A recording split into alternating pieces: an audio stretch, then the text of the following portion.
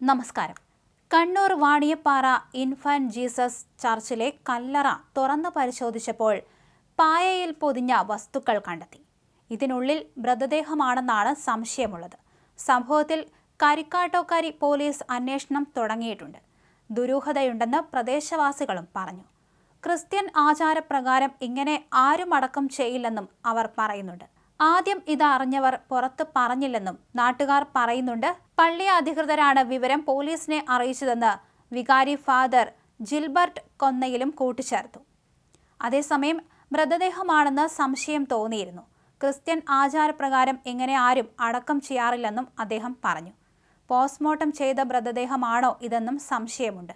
എന്തായാലും പോലീസ് എത്തി അന്വേഷണം ആരംഭിച്ചിട്ടുണ്ട്. പോലീസിന്റെ അന്വേഷണത്തോട് സഹകരിക്കുമെന്ന് പള്ളി വികാരി പറയുകയും ചെയ്തിട്ടുണ്ട്.